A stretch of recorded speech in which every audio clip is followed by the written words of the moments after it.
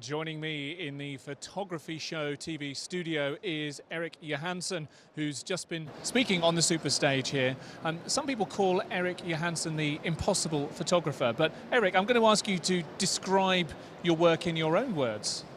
I am a photographer, but I don't capture moments, but I capture ideas. So it's more about combining different photographs into a new kind of photograph. Right, so for anyone who hasn't seen Erik's work, it is mind-boggling, and to describe it as a photograph is interesting because, like you say, you're not capturing a moment, you're capturing sometimes hundreds of different moments with a camera.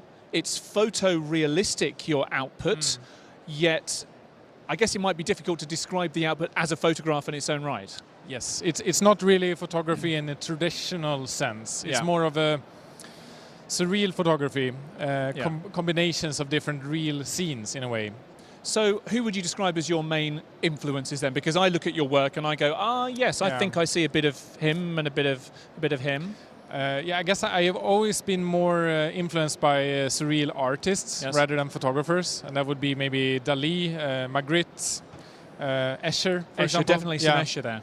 So that's, I think it just reflects the way that I work more than photographers traditionally, that it's more about creating something that doesn't exist by doing it using photography as a medium. So take me back to when you first picked up a camera, because every artist has got a story about how they got started and why they went down a particular path. Yeah. What was it that led you to take this creative path, quite an extreme creative craft, some would say?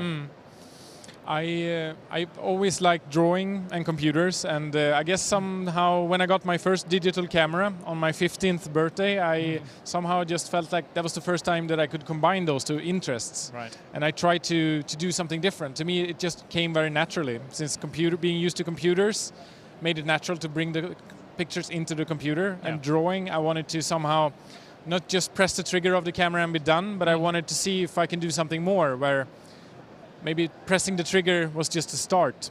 Sure. Okay. So in terms of your workflow, the images that you create combine sometimes two or three, sometimes many more different places in the same shot. Yeah. They look, like I say, photorealistic. That must create some challenges for you to create this photorealistic output when clearly the components of that image come from different places, perhaps different times, have different lighting.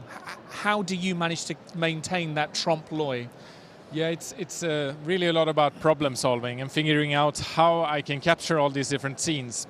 Nowadays I try to build as much of the scene as possible for real, to get as close to reality already from the beginning, and then combine those different elements together.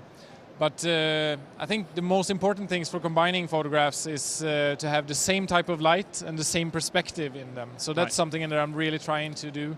And you play with perspective quite a lot, and kind of literally in your subject matter play with light quite a lot as well, whether it's light bulbs or whether it's the moon suddenly being placed into the sky. So light and perspective seem to be two very key inspiration points for you.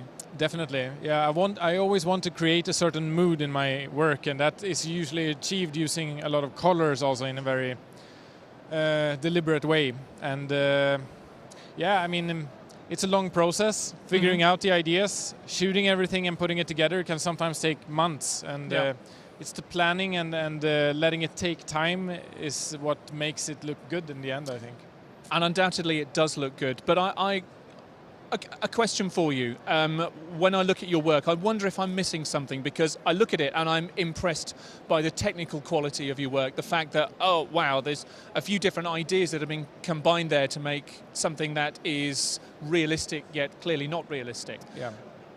Is there anything that you're trying to say with some of your work? Is there any message that by juxtaposing certain things you're trying to put across, or are you just trying to create something that looks amazing? It's usually a combination.